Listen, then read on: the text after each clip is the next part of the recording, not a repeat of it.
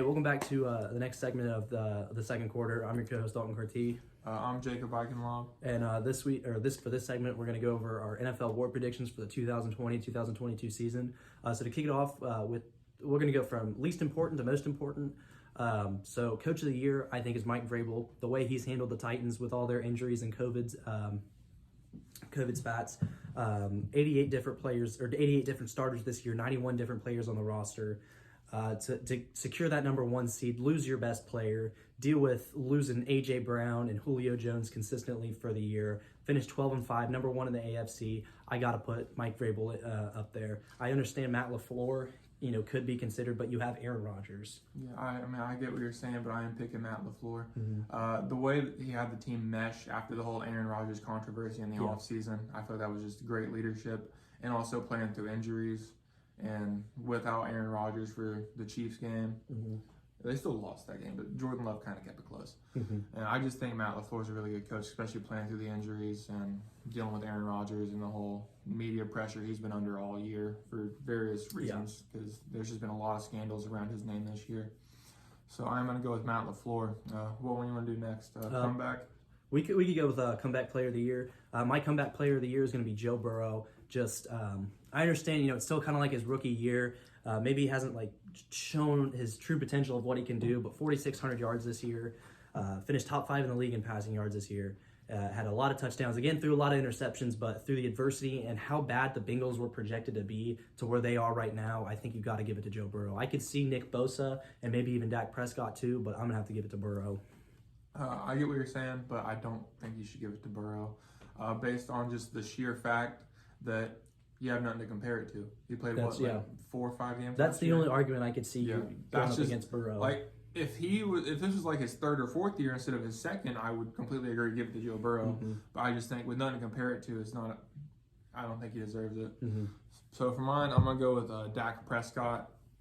He obviously didn't play very well, but awards like this and the MVP are definitely more offense-based. And if you're a quarterback, you have a higher chance to win an award by default. So I understand Nick Bosa. I would love to give it to Nick Bosa, but I feel like you got to go with Dak Prescott just for that reason. Moving on next to the defensive rookie of the year, Micah Parsons. Yeah. We don't really have to spend any time on that one. Yeah. I couldn't think of a close second place position to him. Yeah.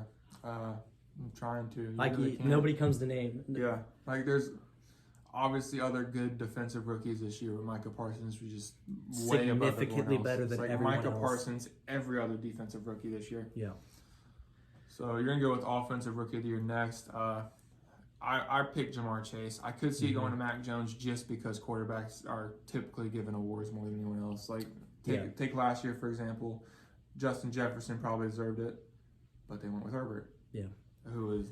It is harder to be a top 10 receiver than it is to be a top 5 quarterback, and I think that's what they're basing it on. And I don't think Mac Jones is a top 10 quarterback or top 5 quarterback by any means this year, but I could just see him getting it, but I'm predicting Jamar Chase. I'm also going to predict Jamar Chase. Just towards the, starting off the season, he was explosive. Towards the middle of the season, he kind of cooled down, and then he really just solidified it with the last 3 games of the season, to where Mac Jones started making mistakes in the last few games of the seasons. Towards the middle of the season, he was very good. But Jamar Chase being top 5 in receiving yards, top 5 in receiving touchdowns, with limited amount of receptions and other weapons like T. Higgins and Tyler Boyd, and having to feed Joe Mixon and C.J. Uzomah, I have to give it to Jamar Chase. He was very phenomenal this year. And then next would be Defensive Player of the Year. I'm going with T.J. Watt. I'm also going with T.J. Watt. It'd be kind of hard to give it to anybody else. Yeah, he tied the sack record. I understand the argument. It was 17 games, but he was hurt. He ended up only playing 14 and a half, maybe 15 games. I believe so. Yeah. He was out for quite a few. And I personally believe he should have the sack record, because if you remember back to when Michael Strahan broke it, Brett Favre kind of gave him the sack. I feel like I said that in our last episode or one of them, but it's true. Favre gave him the sack. I feel like that should be TJ Watt's record. So I'm going with TJ Watt for DPOY. I'm also going to go with TJ Watt. I could see the argument for Trayvon Diggs, but the only argument you have is interceptions. Giving up 1,000 yards this year in receiving yards. And 5 touchdowns also. 5 touchdowns. If you just watch his film, you see he gets burnt more often than he gets interceptions. He would definitely be a lot better if they converted him to a safety position. So Trayvon Diggs I could see an argument for, but nobody's going to come close to TJ Watt. TJ Watt should have had it last year.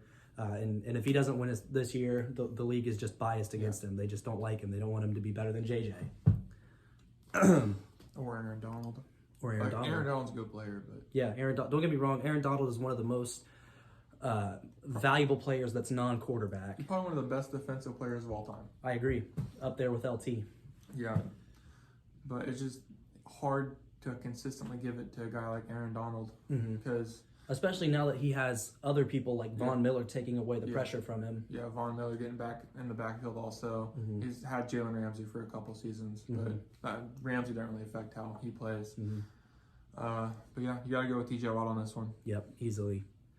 Moving on to Offensive Player of the Year, two guys come to mind, Jonathan Taylor and Cooper Kupp. When I look at this, I look at who got the ball more, and Jonathan Taylor gets the ball significantly more than Cooper Kupp does. Cooper Kupp had more yards on less touches. I understand you're a receiver, and most of the time you're getting the ball 10 yards out in the first place.